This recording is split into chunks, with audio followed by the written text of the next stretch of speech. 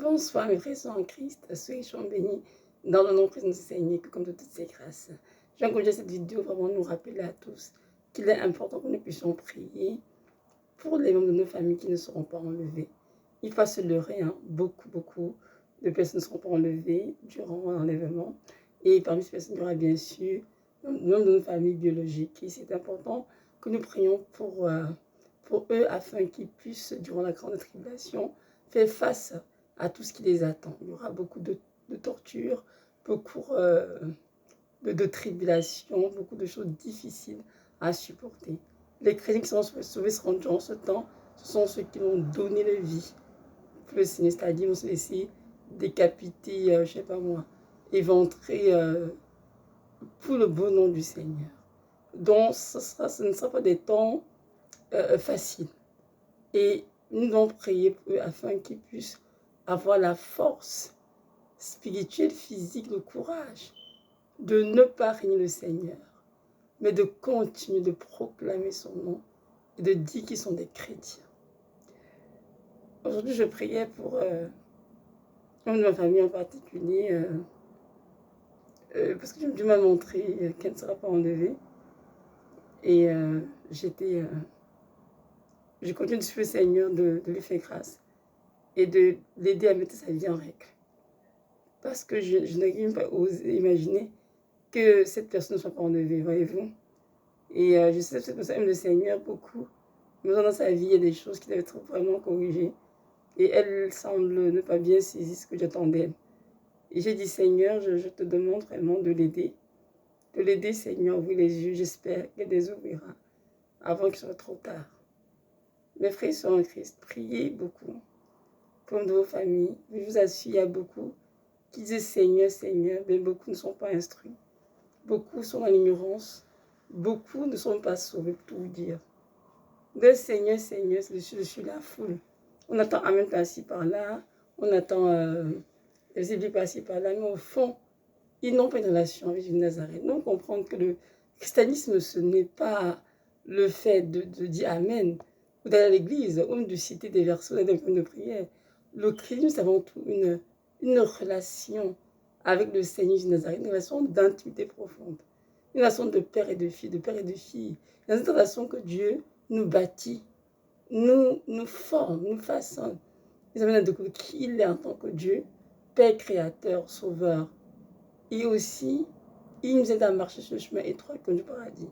Donc tout chrétien qui dit je suis chrétien, mais dans de relation avec le Seigneur, c'est en fait du mensonge parce que on entend des personnes qui disent je suis chrétien non pratiquant.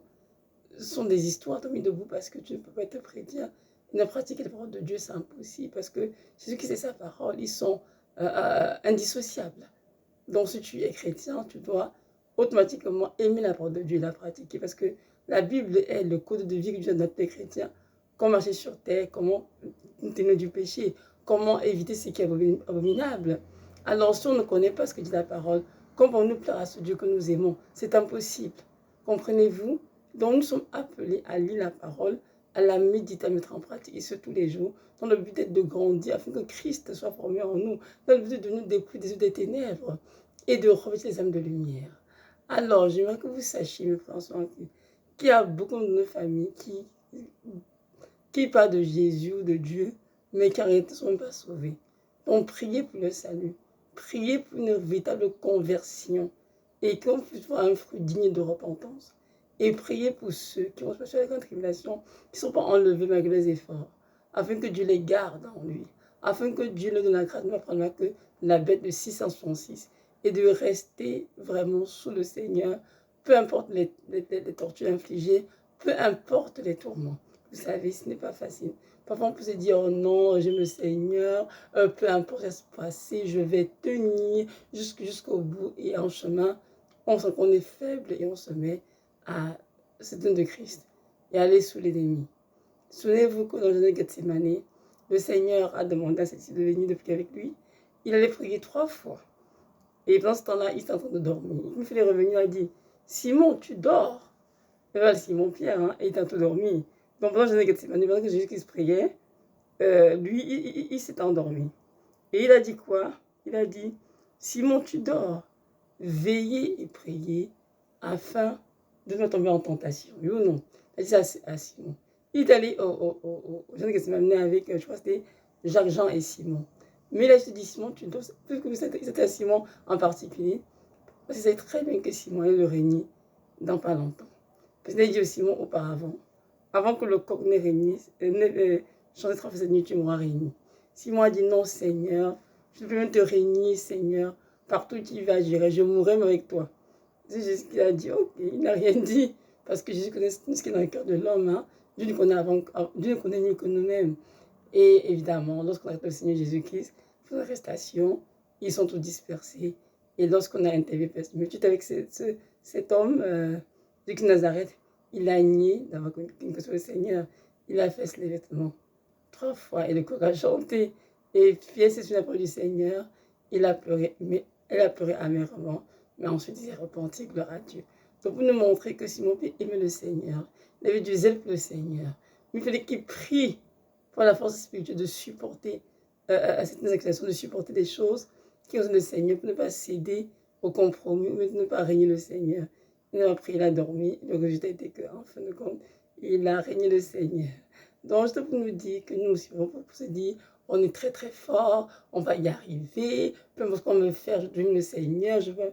Et si on ne prie pas vraiment pour être préparé, malheureusement, ce ne sera pas ça. Devant les faits, on peut être tenté de vouloir tout lâcher et aller servir Satan pour éviter d'être torturé. Donc voilà. Donc prions beaucoup, s'il vous plaît, pour nos familles, afin que Dieu fasse grâce à ceux qui ne seront pas enlevés, je veux dire, qui seront en tribulation. Prions pour nous-mêmes et tout, que Dieu nous garde, que Dieu nous donne cette grâce d'entrer au paradis et vraiment qu'il nous aide à nous sanctifier et à inspirer de tout ce qui est mal, tout ce qui est abominable. Donc voilà. Que notre Dieu vous bénisse richement et n'oublie jamais qu'aucune prière n'est vaine dans le Seigneur. Il y a des prières qu'on a faites sur quelqu'un il y a de cela 20 ans, 10 ans. Et Dieu s'est prié porter ses fruits. Pour vous dire que même si vous avez prié sur nos familles aujourd'hui, ces prières portent nos fruits. Autant dû. Que ce soit dans 20 ans, dans 10 ans, ces prières porteront nos fruits. Merci, mes frères en Christ. Que notre Dieu vous bénisse vraiment richement et qu'il nous donne cette grâce de comprendre l'urgence que nous faisons. Maranatha, Jésus revient.